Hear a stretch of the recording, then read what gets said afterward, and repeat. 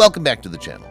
Today's recap is about a 2018 American action spy-based film named Mission Impossible – Fallout.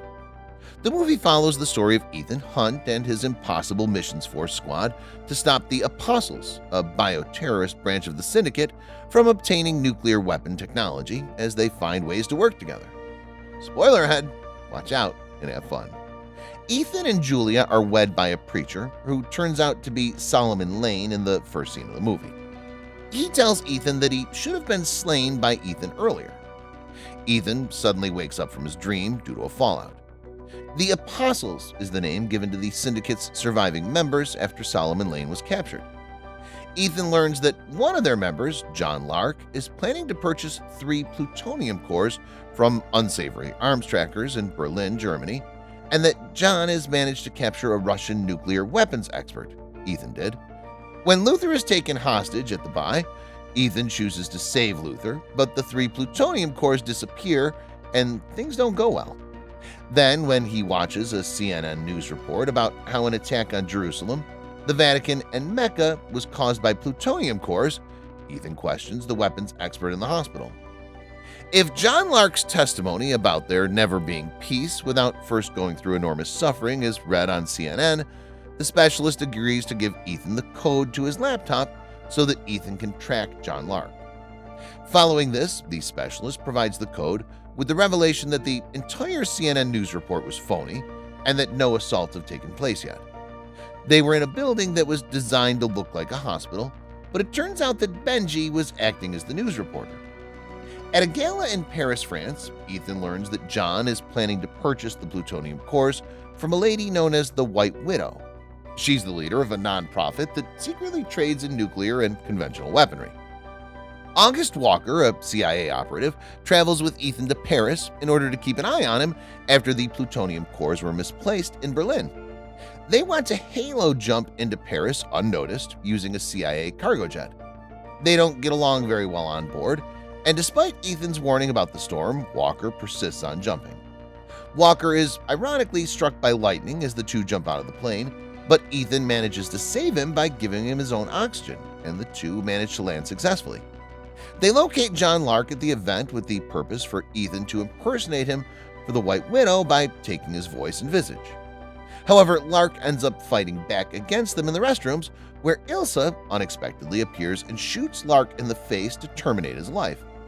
Ethan goes to the White Widow pretending to be Lark since he lacks a face with which to build a mask, and Ilsa forewarns him that if he does so, he would perish because numerous operatives are in Paris to assassinate Lark. With the aid of Walker and Ilsa, they're able to flee from the assassins assigned to assassinate Lark when Ethan is successful in gaining the Widow's trust.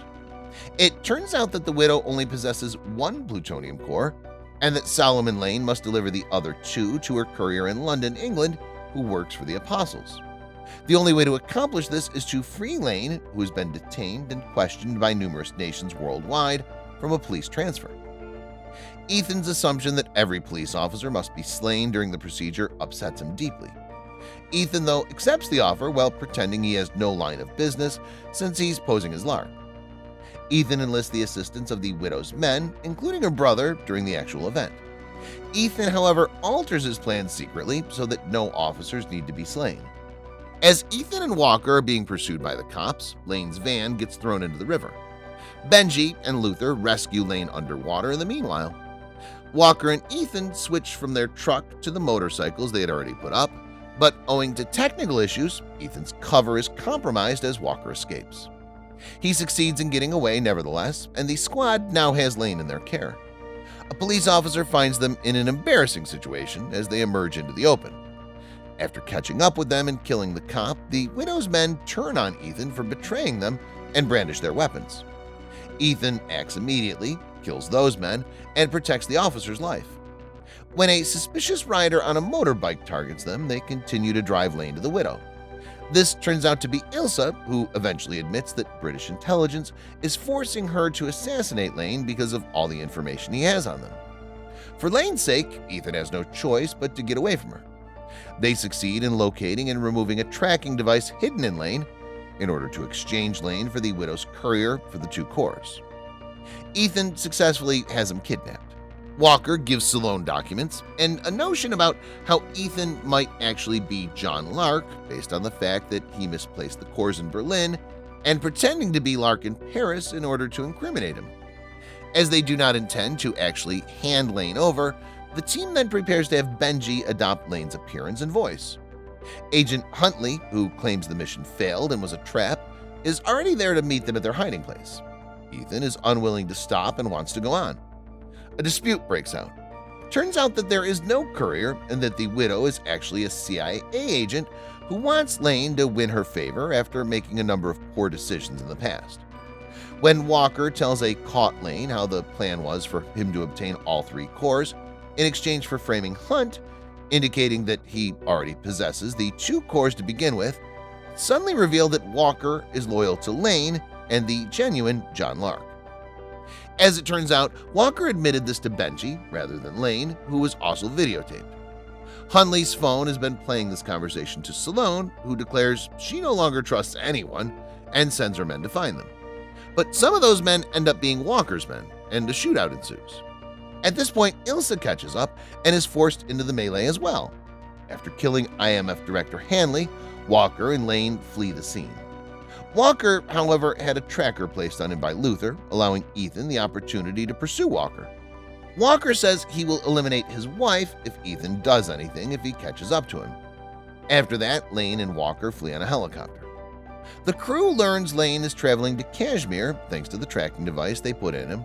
They put the tracker when they removed the previous one.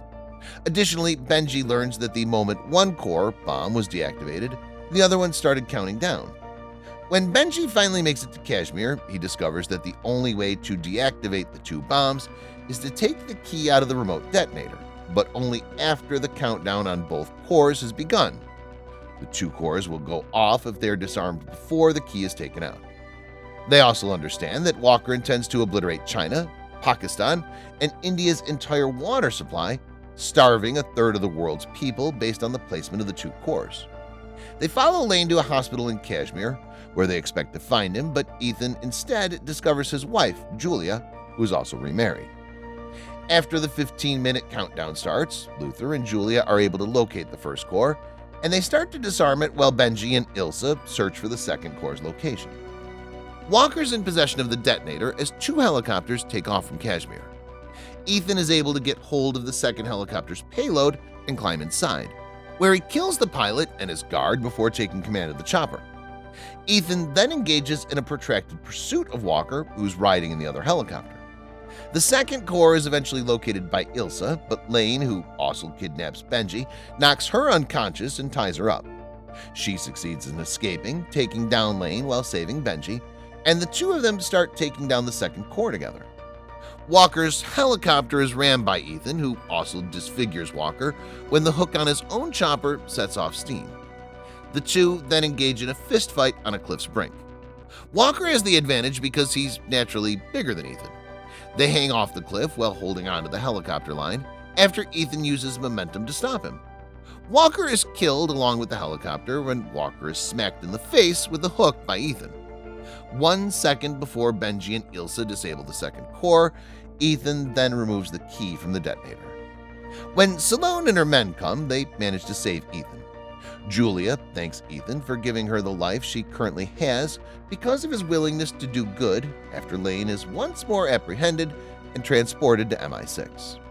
The remaining 2 cores are later safely retrieved. Ilsa is cleared when Sloan turns Lane up to MI6 through the White Widow. Julia assists Ethan in healing from his wounds, while the rest of the squad celebrates the team's triumph with him. That's all for today's video.